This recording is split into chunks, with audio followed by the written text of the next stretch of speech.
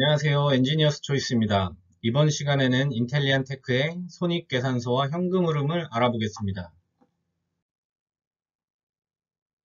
손익계산서를 보면 이제 매출액은 꾸준히 상승하고 있고, 이에 따라서 이제 매출 원가도 상승하고 있습니다. 22년도 3분기까지의 매출액에서 이 매출 원가를 뺀 매출 총이익이 약 이제 377억 원인데, 이제 판관비가 약 355억 원이어서 이제 영업이익이 거의 한 21억 원 정도밖에 되지 않습니다. 21년도에는 영업이익이 4억 원 정도였었고, 그 다음에 20년도에는 한 1억 원이 되지를 못했습니다. 영업이익률이 아직까지는 이제 낮은 수준입니다.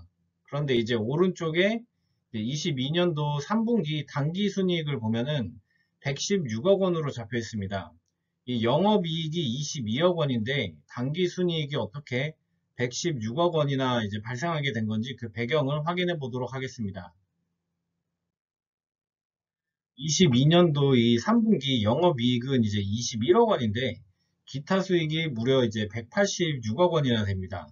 이 기타 수익에서 이제 기타 비용을 빼고 금융 수익은 더하고 금융 비용은 빼서 이제 법인세 차감 전 순이익이 이제 계산이 되고 여기에 이제 법인세 비용을 빼주면은 이제 당기 순이익 116억 원이 계산이 됩니다. 이 기타 수익이 도대체 무엇이길래 이렇게 많은 이익이 발생하게 된 것인지 알아보겠습니다. 기타 수익은 이제 외환 차익, 외화 환산 이익, 유연자산 처분 이익, 지분법 이익 등으로 이제 구성이 됩니다.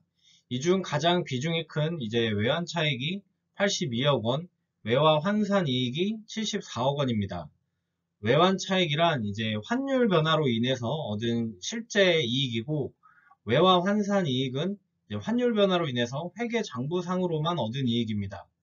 예를 들자면은 이제 5월 1일 제품 10,000달러를 환율 1,000원일 때 외상으로 판매하는 경우에 차변에는 이제 매출 채권 1,000만원, 대변에는 이제 제품 매출 1,000만원이 발생됩니다. 그리고 그 다음 달에 환율이 만약에 이제 1,100원으로 올랐다고 가정을 해보겠습니다.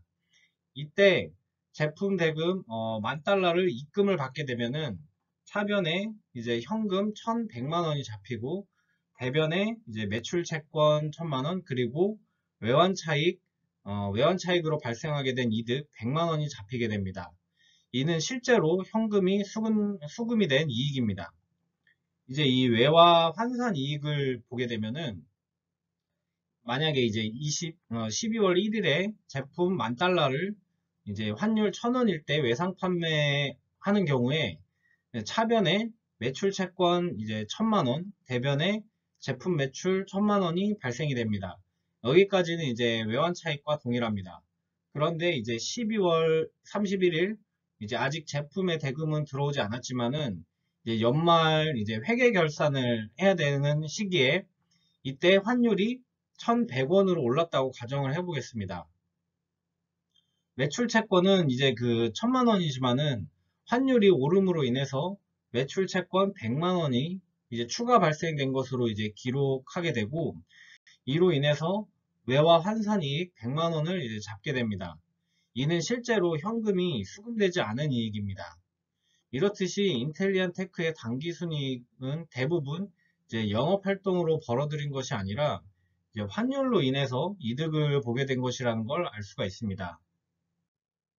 현금 흐름표 중 영업활동 현금 흐름을 보겠습니다. 21년부터 이제 현금 흐름이 마이너스로 돌아섰고 22년 3분기까지도 마이너스 147억 원을 기록 중입니다. 영업활동 현금 흐름이란 영업활동에 의해 발생하는 현금의 유입 혹은 현금의 유출을 의미합니다. 일반적으로 영업활동으로 인한 현금 흐름이 플러스를 유지하는 것이 중요하면서 이제 지속적으로 영업활동 현금 흐름이 마이너스를 기록하게 되면은 문제가 있다고 의심해 볼 수 있습니다. 영업활동 현금 흐름은 이제 이 영업으로부터 창출된 현금 흐름, 이자 수치, 이자 지급, 배당금 수치, 그리고 법인세 납부 항목을 모두 더해서 구하게 됩니다. 이 중 가장 큰 비중을 차지하는 이제 영업으로부터 창출된 현금 흐름은 총 145억 원으로 마이너스 145억 원으로 이제 어떤 항목들로 구성되었는지 확인을 해 보겠습니다.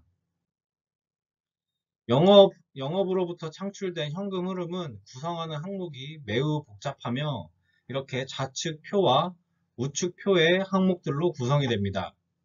이제 이 좌측 영업활동 현금 흐름 중 현금의 유출이 없는 비용 등의 조정, 이게 약 102억 원이 산출이 되어 있고, 이제 이 우측표 이제 영업활동으로 인한 자산의 변동 내역이 약 마이너스 347억 원으로, 이제 이 두 금액을 이제 합산을 하면은 이제 총 마이너스 145억 원이 산출이 되었습니다. 이 좌측표 중에 주요 내역을 보면은 앞장에서 설명드린 바와 같이 이제 이 단기 순이익 중에 실제로 현금이 들어온 게 아닌 이제 이 외화 환산 이익 같은 경우 외화 환산 이익 74억 원은 이제 차감을 해주게 됩니다.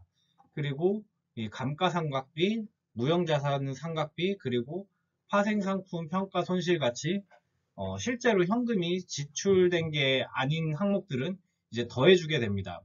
우측 내역을 보면은 이제 이 매출 채권이 전년도 대비 전분기 대비해서 이제 많이 감소를 했지만은 이제 이 재고 자산이 전분기 대비해서 거의 뭐 4배 가까이 증가를 하였습니다.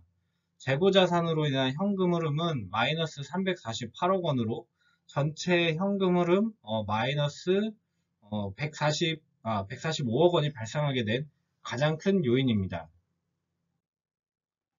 투자활동 현금 흐름을 보겠습니다. 투자활동 현금 흐름이란 기업의 미래를 위해 장비, 기계류, 부동산 등을 구입 혹은 처분하면서 발생하는 현금을 의미합니다. 투자활동 현금 흐름이 이제 마이너스인 경우에 회사의 미래를 위해서 투자를 하고 있다는 걸 의미하기 때문에 일반적으로 마이너스 상태를 양호하다고 볼 수 있습니다. 인텔리안 테크는 이제 매년 큰 금액의 투자를 진행해 오고 있고 22년도 같은 경우에는 3분기까지 약 198억 원의 투자 활동을 하였습니다.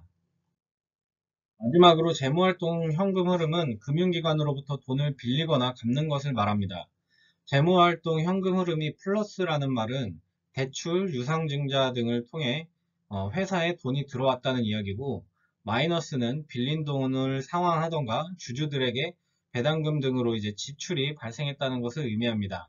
일반적으로 재무활동 현금 흐름이 마이너스인 경우를 이제 이상적으로 보는데, 이는 은행에 대출을 꼬박꼬박 잘 갚고 있다는 의미이기 때문입니다. 인텔리안 테크는 22년도 3분기까지 약 368억 원의 이제 플러스 상태의 재무활동 현금 흐름을 보여주고 있습니다.